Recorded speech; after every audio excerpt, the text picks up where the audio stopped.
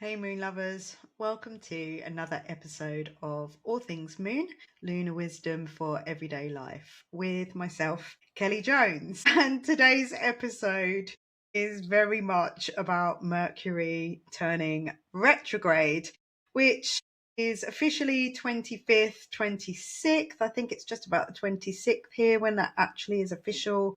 But we are most definitely feeling the effects of that already. So if you don't know what a planet turning retrograde means, my way of describing it is, if you imagine it's a big planet, so imagine the planet like a tanker pulling into a port. And when it comes in, it's slowing down, but because it's so big, it creates big waves.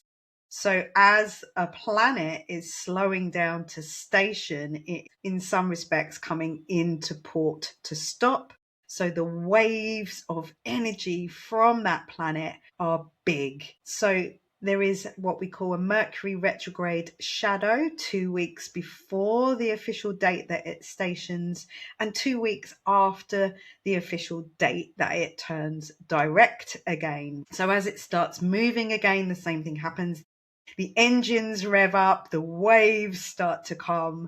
So when a planet is about to station and about to turn direct, then that's probably when we feel the effects of it the most. So I recorded quite a long catch-up podcast this morning for you.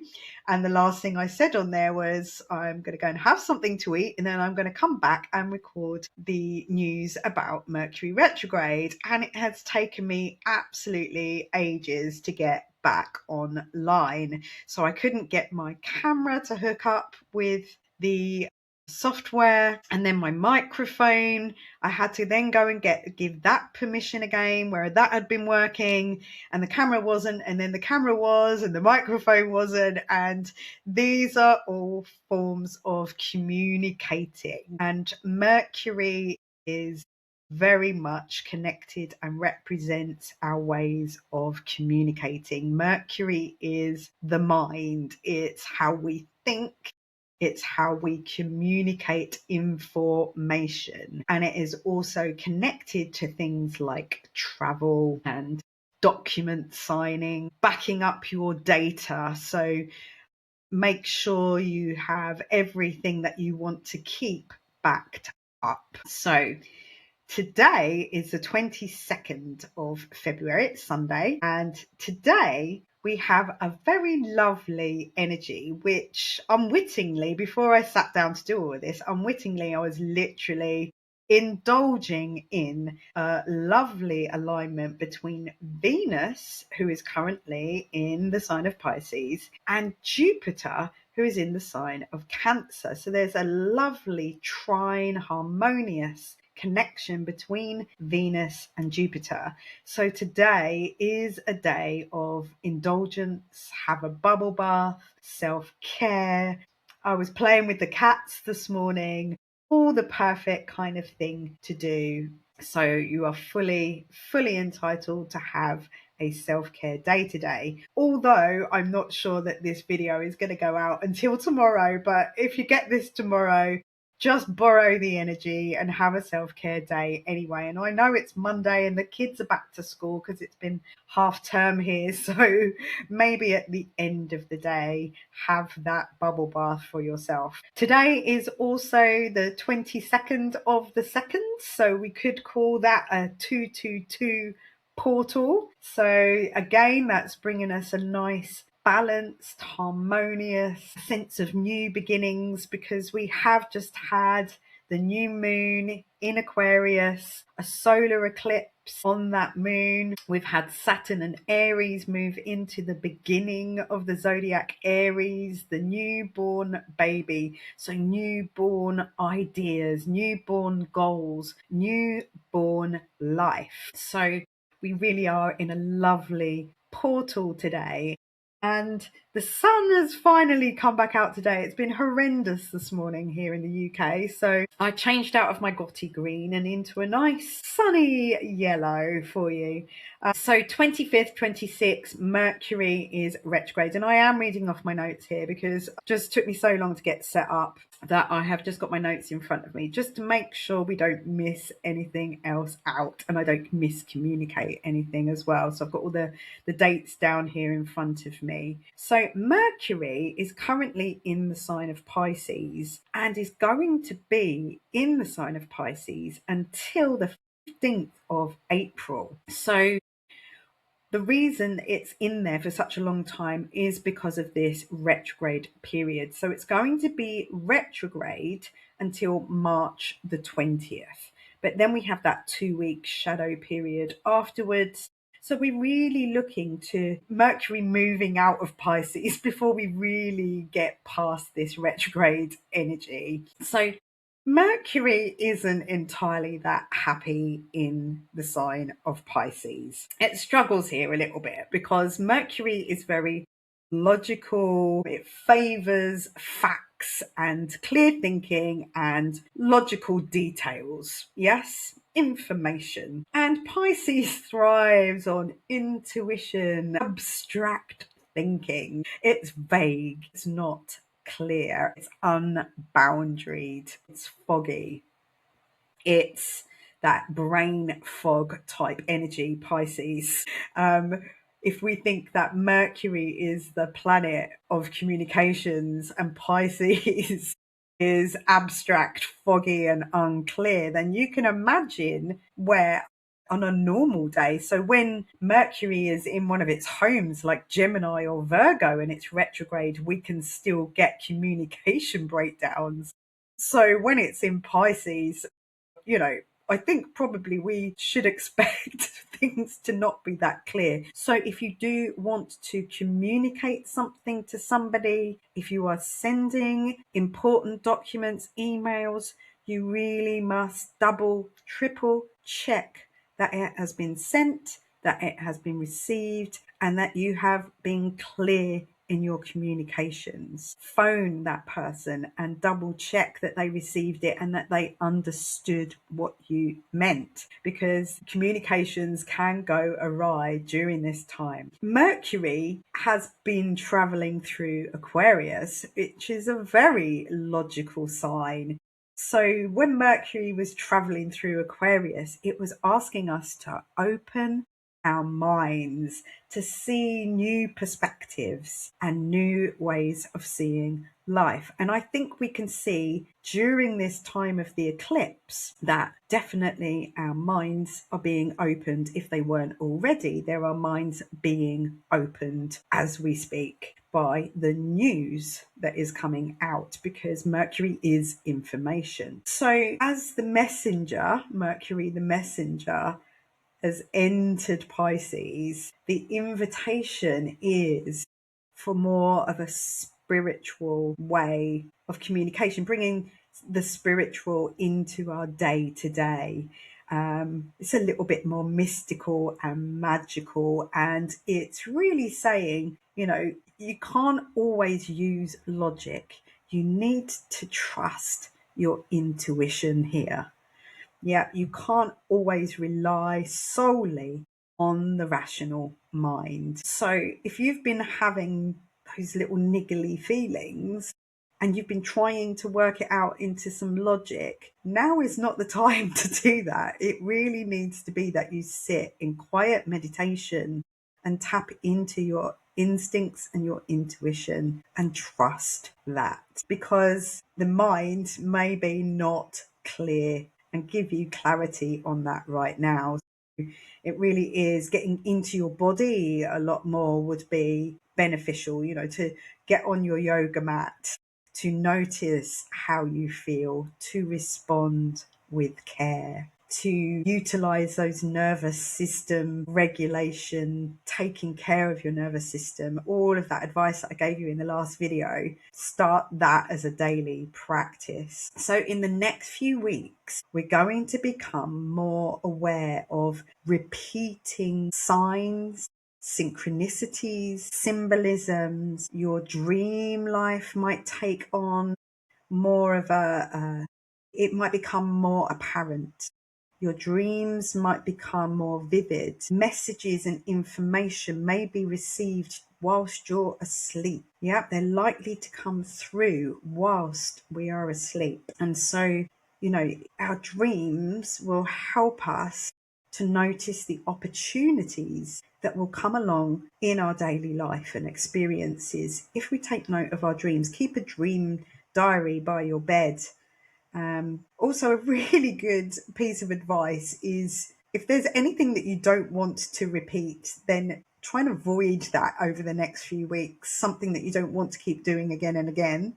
Anything that you do want to do again and again, for instance, nervous system care, a daily exercise or self-care routine, something that you really want to get sort of started on as a daily practice and that you want to repeat, yes, go for it. But anything that you don't want to repeat, probably best avoided during the next few weeks until Mercury has moved on and into the sign of Aries, when we can really take action, because Aries is the sign of action ruled by Mars.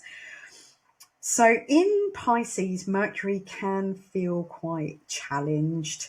As I said, it's a logical planet, and it's in traditional astrology, it is considered to be debilitated here in the sign of Pisces.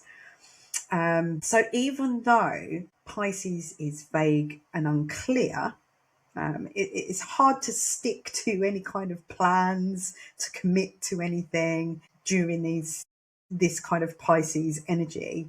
Somebody will say, should we make a date? And then, you change the date. It's that kind of stuff. So do be braced for crossed wires and details to be missing, so check the details. So I've got an appointment on Tuesday. I was just trying to arrange my morning one-to-one Pilates lesson with somebody, and I went and double checked my other dates in the diary. I actually went to the original email to double check the time and the date and the place before I made that arrangement for Tuesday morning. And also false starts.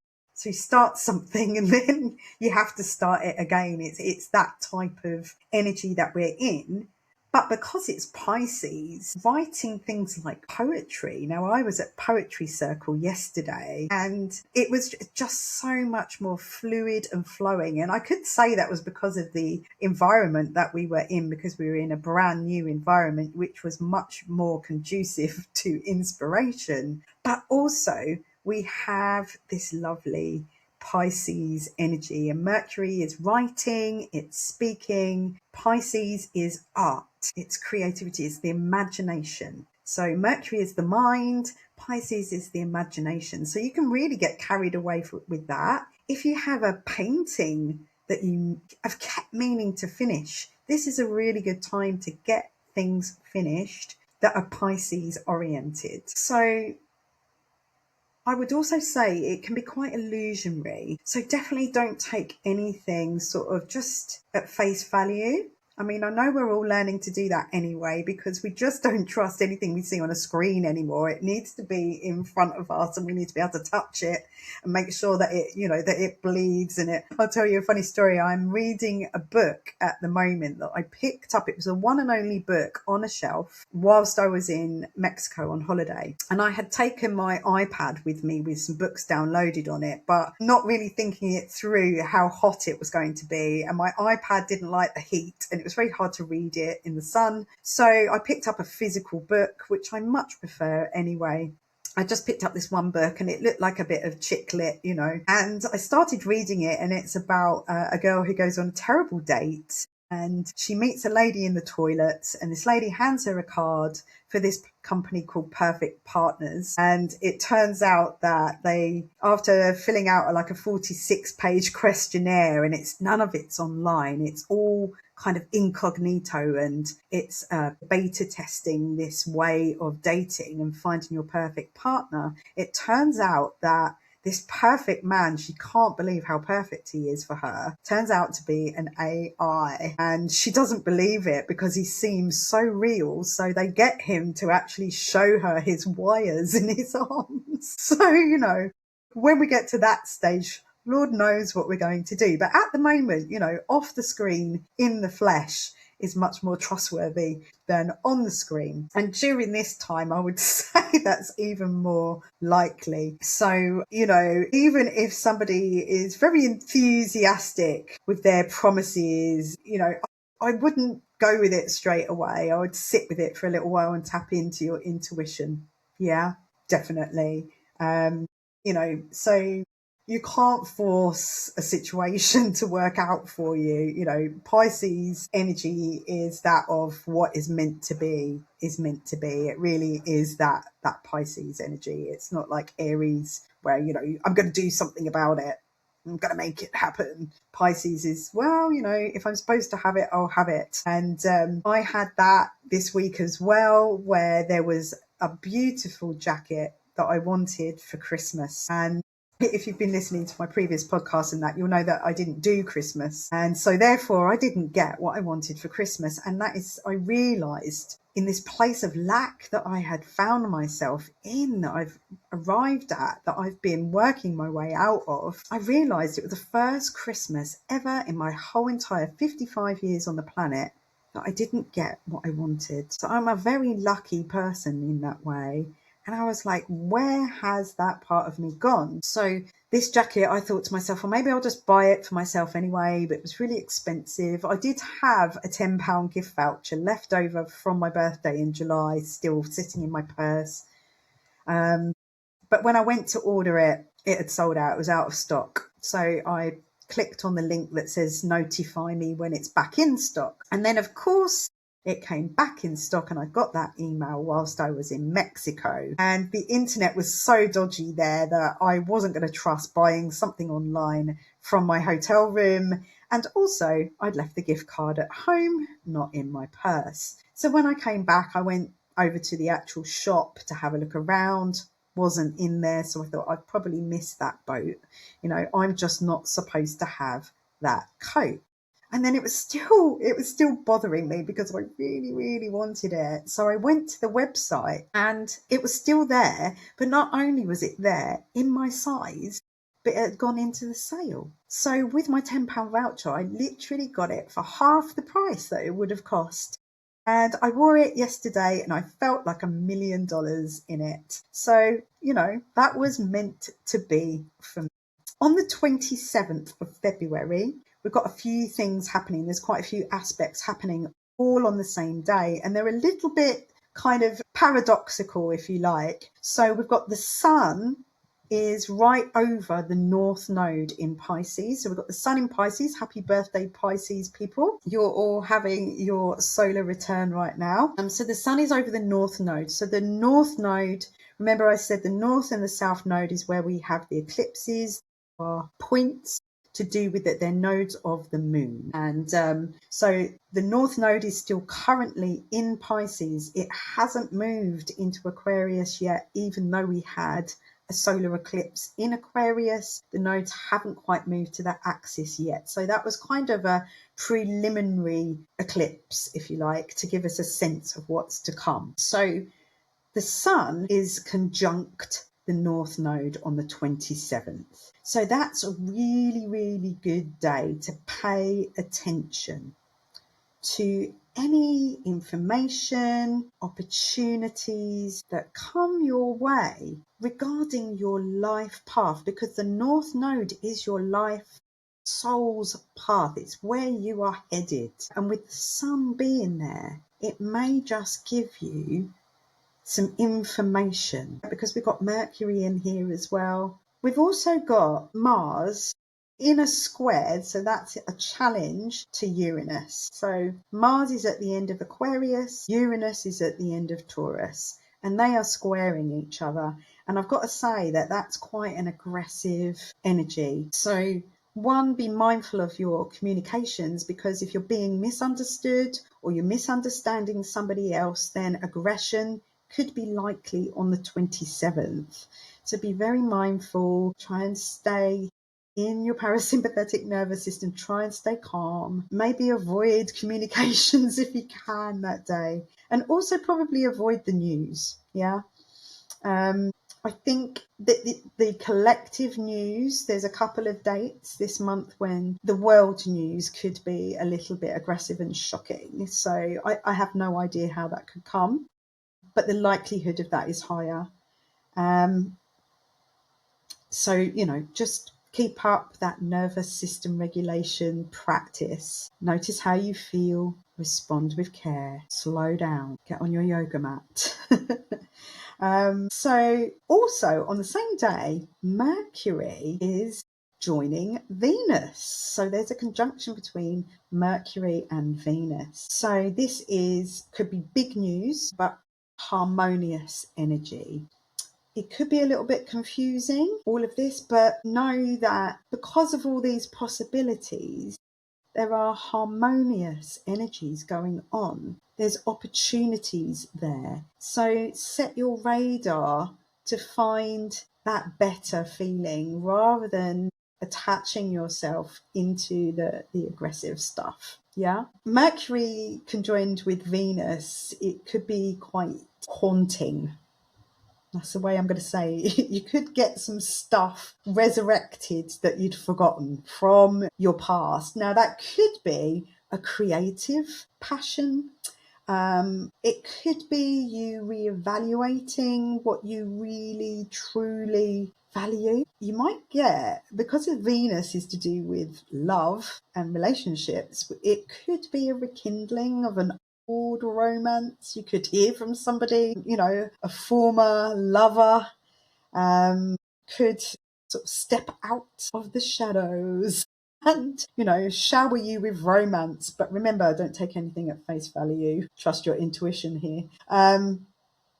So allow yourself to reconnect with the past, but be mindful of how it's being communicated, tap into your intuition. Yeah, I probably wouldn't sign any contracts during this time, particularly to do with money. Definitely don't, if you can avoid anything to do with signing things around money, committing to anything around money, and also affairs of the heart, just take care, because it could be foggy and an illusion.